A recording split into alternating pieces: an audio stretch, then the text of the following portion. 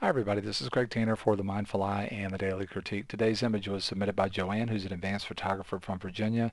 Joanne shot this image for a photo contest where the theme was Grimm fairy tales. She lives near the historical settlement of Jamestown, so she said when she saw this theme, she knew she had access to the perfect location for a Cinderella shot. And I'll say that she had the perfect model. This is Joanne's daughter. She used a Nikon D70S, 18 to 200 zoom. At ISO 1000 had a working aperture of f7.1 and a shutter speed of a third of a second. And that shutter speed makes me think this was most likely set up on the tripod.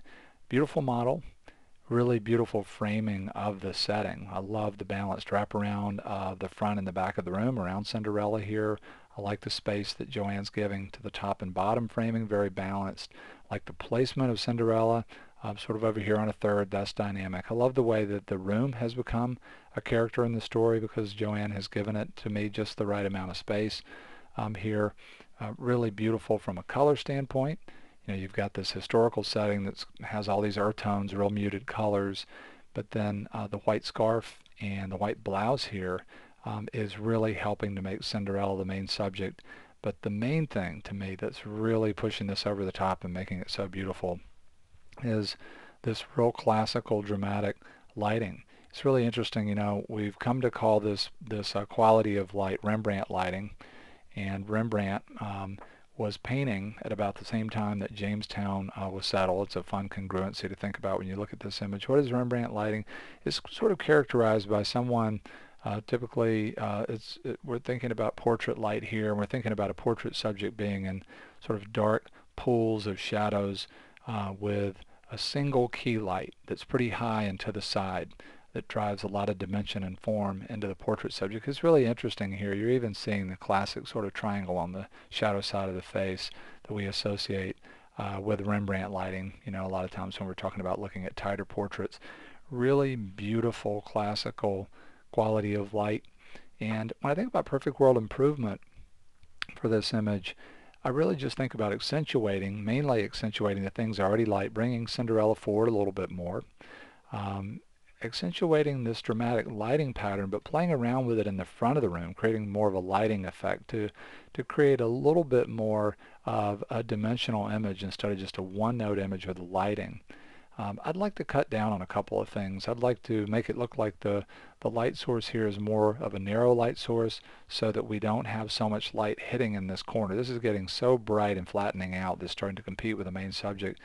And I'd also like to cut down on the amount of space back here. You know, in a perfect world in camera, if I was sort of art directing the shot and we were in camera, I'd say, hey, let's look at a variation where we move Cinderella back just a little bit. We actually use this in the ceiling as a framing device, and Cinderella's head is more in here. There's more of a dynamic relationship between her and these space shapes and the hearth here, the fireplace, and we by the nature of moving Cinderella back here, cut down on a lot of this space back here. The other thing with that much space that's making it sort of dominant for me is the elbow. Has become real high contrast and is kind of dominating it. I'd like to cut down on that. So let's look at the things that I did here. Knowing that I'm going to make this darker in here, I came in and cleaned up some of these dark areas. What I don't want to do in an area that I'm trying to sort of turn off from a photographic standpoint is make it darker, but already have some dark values in there and drive those to very black. If I make this whole thing down in here darker, but I still end up with a bunch of local contrast, it's still going to be visually exciting. So I'm going to use the healing brush to get rid of some of these ideas, qualities of line and dark spots. And in the same layer, I'm going to get rid of some of these bright areas that I feel like are just taken away from the main subject. So here's the digital cleanup layer. Did all of that with the healing brush. If I was working at 100%, maybe I would have used cloning a little bit before and after. Next, what I did was I came in, and I'll just do it again here real quick.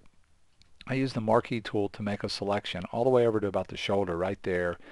And I did that on this rescale layer, and then I scale this down. And so let me drop that selection and show you what this looks like. That's the scaling work. And you can see I pushed over a pretty long way to here, cut down on this overall space, and watch what it does for the elbow. It just makes the elbow less dominant, and there's more focus now on the face and the hands and the broom. And now what we want to do is just crop away all that duplication. So let's do that. Put Cinderella in a little bit more dynamic place in the frame. And then this next layer is all about darkening the bottom left-hand corner. And one of the real important parts of doing this work here, let's go look at the curve here for a second, was not only to make this darker. I've picked 2 points on the curve here to also flatten that area out on the curve so that I don't add to local contrast. I'm actually getting rid of local contrast as I'm making it darker. And if we go back to layers, you can see that I applied this change locally. Here's what the mask looks like. Where I've painted with white is where I've applied it. So I also applied it behind Cinderella to again cut down on all that space back there by making it go darker. And I've done this in luminosity blending mode, so I won't have an effect on color, just having an effect on value, making it look like there's more of a narrow light on Cinderella. I came in and made the light on Cinderella's face a little bit more dramatic. I felt like it was a little too bright, and now you can really see that Rembrandt triangle on the shaded side of the face. And then the last thing I did was I used levels, and let's just look at this. Let's go to the adjustment panel, and you can see I just did a huge honking adjustment to the levels here to over-exaggerate setting a white point. And then I came in and I applied that locally to the mask to create these lighting effects in the front of the shot, really sort of mimicking the direction of light and sort of making it seem like maybe the light's coming through in a couple of different places. There's an opening here in the cabin and maybe a window over here, and just giving this more dimension, but trying to mimic the direction of light that already exists in the shot, and to make it a little bit less of a one-note thing where the light's just hitting Cinderella and give a little bit more dimension to other things in the room. I did that in normal blending mode, and I warmed up those areas in addition to letting the light hit there. Last thing I'll say here is there are a ton of different ways to do lighting effects in Photoshop. I like this way a lot. It lets you have a lot of control, and it's just a levels adjustment, and it's not a lot of different things that are connected or just something that happens to the picture.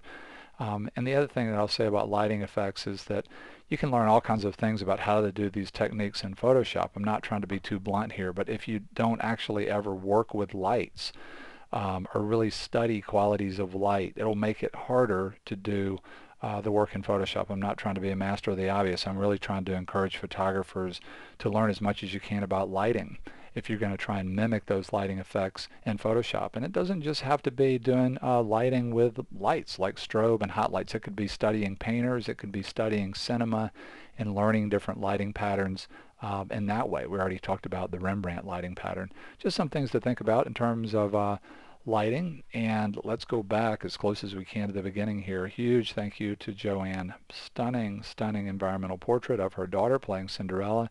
Hope to see you soon, everybody, on the Mindful Eyes Daily Critique.